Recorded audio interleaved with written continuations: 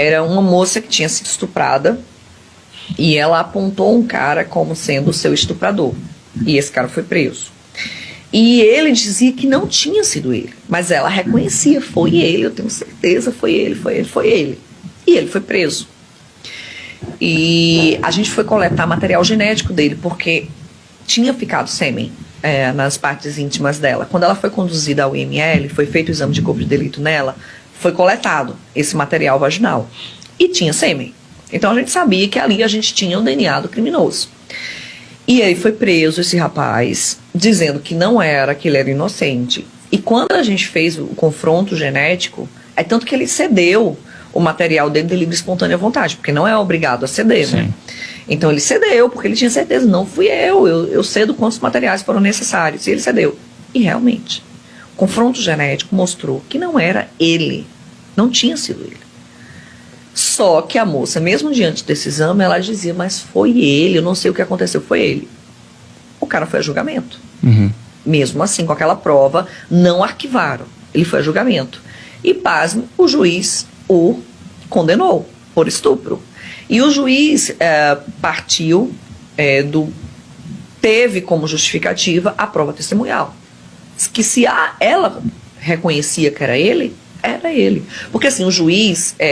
está no Código de Processo Penal também, ele não está adstrito ao laudo, ele não é obrigado a julgar conforme o laudo pericial. Eu até estava vendo um dia desse, uma reportagem, não sei se era o da Atena, que ele falava assim, a prova pericial é a mãe das provas.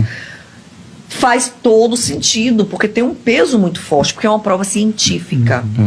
Porém, no nosso ordenamento jurídico, processual penal, não existe isso de mãe das provas, porque não existe prova, em regra, mais poderosa que outra.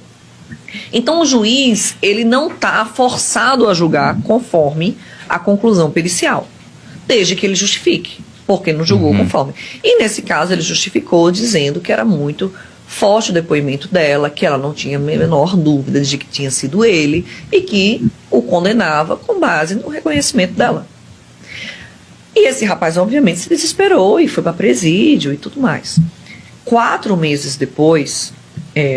nós atendemos um outro caso que tinha um modus operandi muito similar a esse, que era assim, a moça estava em casa, o cara entrou dentro da residência e trancou os familiares no quarto, porque essa primeira moça, ela estava só com uma irmã que era menorzinha, então a irmã nem servia para reconhecer, mas ele fez novamente isso, pegou quem estava na casa, botou num outro cômodo e estuprou a vítima. Ele só entrava para fazer isso, ele não roubava.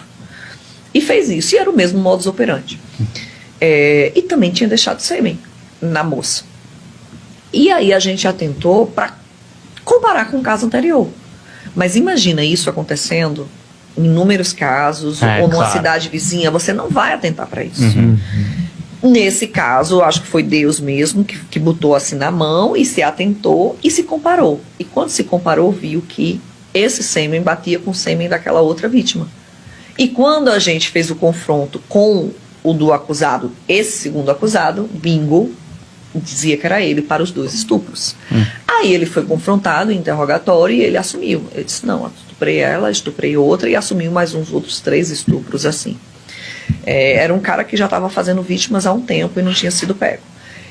E aí foi informado.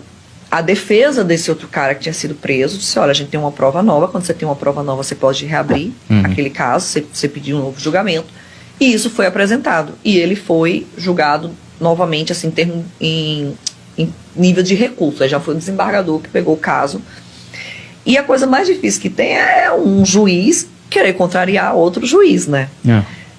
Diante dessa prova, que foi admitida, o desembargador reconheceu que o cara não tinha estuprado a primeira moça. Mas que isso foi só um acaso. Que o primeiro juiz não tinha errado. Mas que foi um acaso e que por obra do destino se conseguiu chegar ao verdadeiro acusado. Ora,